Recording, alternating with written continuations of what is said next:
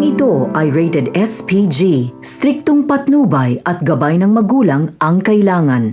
Matapos ngang maibenta ni na Marzing at Nita ang kanilang mga natitirang alahas sa mga mayayamang kaibigan ni Roda, ay kampante na nga sila na mailalabas na nila si Edwin at makakatulong na umano ito para makawala na si Mokang sa asawa nitong si Alberto.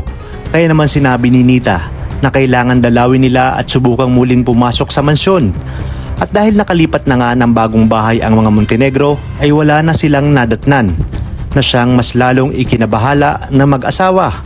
Wala na nga silang kaalam-alam na sinubukang itakas ni Tanggol ang kanilang anak, ngunit nauwi ito sa pagkakasawi ng kanilang anak na si Mokang, na siya namang kagagawa ni Olga. Kaya naman dito ay mapipilitan silang magsumbong sa pulis at sisimulan ng imbestigahan si Ramon. At dahil Alberto ang pagkakakilala nila kay Ramon, ay wala ring mangyayari sa imbestigasyon ng pulis at hindi paniniwalaan ang mag-asawa, lalo pat maraming koneksyon si Ramon. Dahil sa pagkawala nga ni Mokang ay tila mas lalong mapapariwara ang buhay ng ating bidang si Tanggol dahil wala nga siyang ibang gustong mangyari kundi ipagiganti ang babaeng kanyang pinakamamahal. Sinabi niya kay Babor sa kanilang pagbalik na susundin niya na kahit anong ipag-utos ni Chief Espinas at gagamitin niya umano itong pagkakataon upang mabalikan si Alberto dahil naniniwala siya na may kinalaman ito sa pagkamatay ni Mokang. Lalo ngang tumitindi ang galit ng mag-ama sa isa't isa. Kaya naman sina Olga at David ay naglulupasay sa tuwa dahil hindi man umano napatay ni Olga si Tanggol ay nabawasan na ang tinik sa kanilang lalamunan.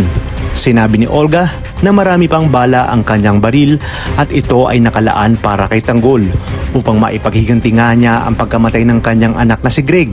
At dahil tuso nga itong si David ay sisimulan niya na rin ang kanyang sariling plano kung saan pati si Olga ay magagawa niyang traidorin.